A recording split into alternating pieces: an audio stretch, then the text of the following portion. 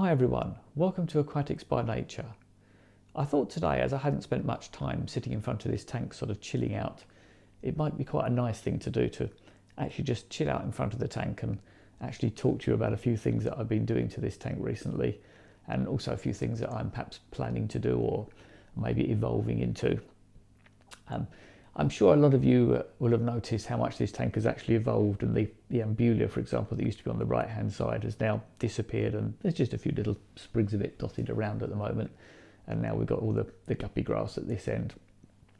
It's just kind of, as you probably observed, the way I let this tank just kind of evolve over a period of time just on its own. But having removed some of the ambulia and kind of opened the tank up a little bit, I kind of prefer it in a more sort of opened, just a more, trying to think really, kind of elegant or simplified is probably the word I'm looking for. Just a little bit more kind of minimalist and a little bit less sort of jungly or sort of overgrown, as it were. So it's kind of got me thinking in terms of how I might just let the tank evolve next. And as you probably know, I'm forever going on about how incredibly low maintenance and easy this tank is to maintain. And it kind of got me thinking, and I thought, I wonder, how low maintenance could I actually make this tank? Could I make it even easier to look after than I do at the moment? So I thought, okay, well that's definitely something that I could do. So what I'm actually thinking is I'm actually thinking of actually deliberately, at least for the moment anyway, removing all of the ambulia, all of the guppy grass, all of this growth that grows like crazy, and I'm forever cutting it back, opening the whole tank up, which is an idea that I kind of rather like. I kind of like the almost minimalist look of having a tank that is very simple and just sort of, I think, quite elegant in a way. It gives you a little bit more show for the fish as well, and fish like to cruise up and down rather than hide. And what I could do relatively easily would be, if I removed all those fast growing plants, I could simply let the water lettuce on the top grow a little bit more. So I have a little bit more of that at each end.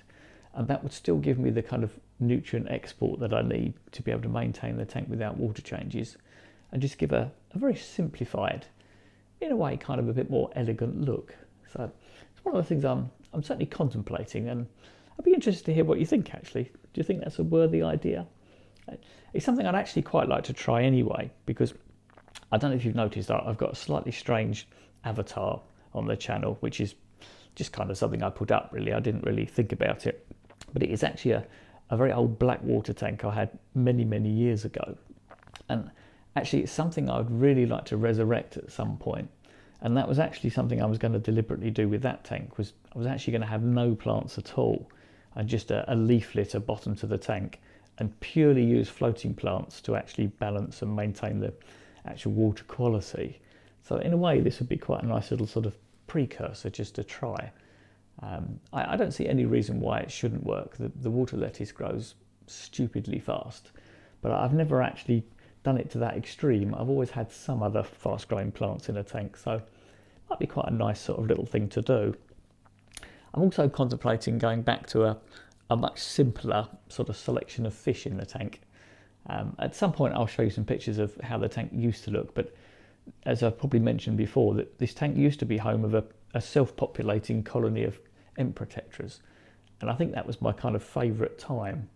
So I think what I'm probably going to do is I'm going to allow the older fish just to die off naturally in this tank and not replace them, and then I'm going to allow the emperor tetras to hopefully start multiplying again, so I can go back to a sort of self-sustaining colony, so I can get a really well and truly sort of self-sustaining tank, not just in terms of plants but also in terms of animals. And I think that really sort of simple look of simple plants and maybe just one or two species of fish in the tank, I think could look really quite nice.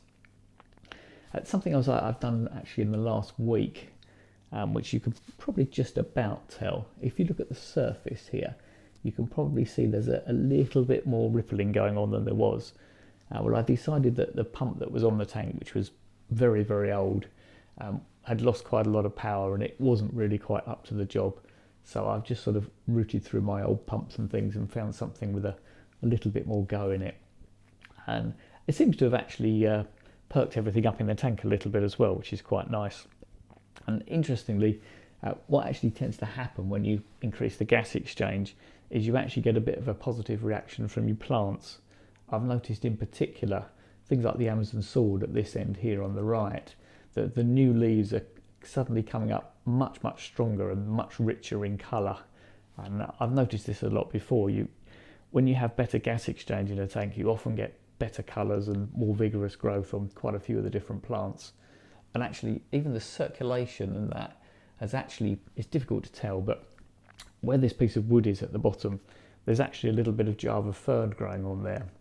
And it actually does very poorly in the tank normally, but it's interesting how just simply increasing the gas exchange and the circulation, the Java fern has suddenly kicked in, and it's growing quite fast for Java fern anyway, which is a bit painfully slow, to be perfectly honest, but that's just the way it grows. But the fish mix is a bit eclectic. I have actually added a few more fish, which I may regret actually, but I just like to top it up a little bit for Christmas, so I put a few more glow lights and lemon tetras, and you can see there's a few January tetras I popped in as well, just for a little bit of extra interest. But a lot of the fish in this tank are actually quite elderly, and they are sort of dropping off one by one. There's a couple I noticed having sat and watched the tank a little bit today, that the odd bent neon that I had has actually disappeared recently, so there's a few that are going, and I can see there's a very old male glow light in the middle here that's not going to hang around that much longer.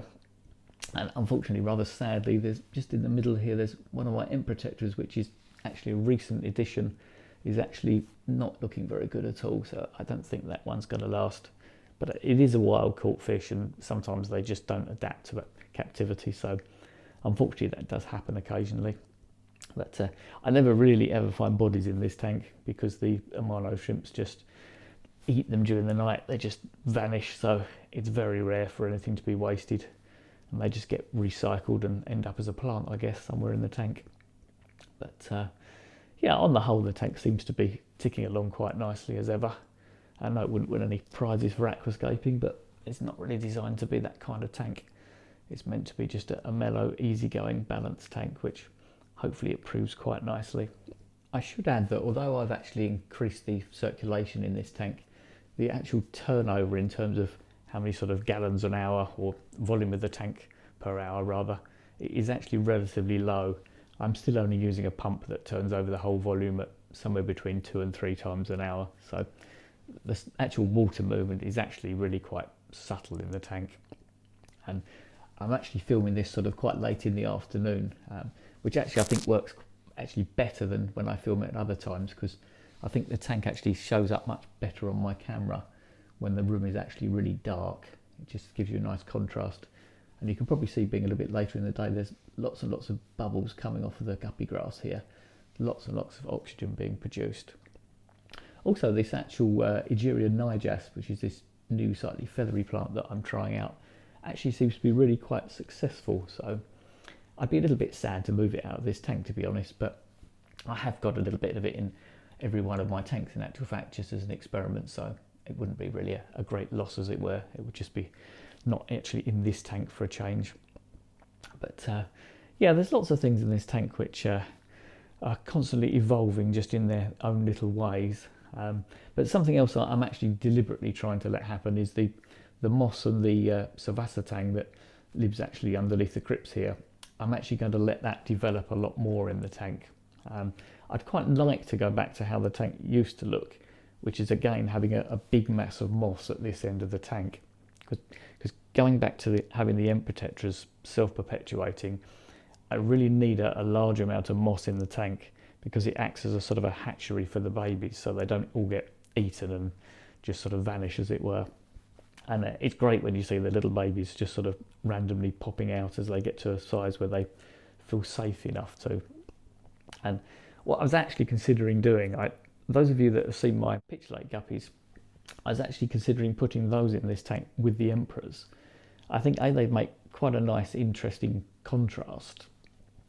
But also, and those of you who watched that video will remember that I actually had a crash in the guppy population, and I think that was largely due to the fact that they got very, very inbred over the years. And because there was no natural predation going on in the tank, there were lots and lots of sort of rather weak individuals that were surviving and passing their genes on.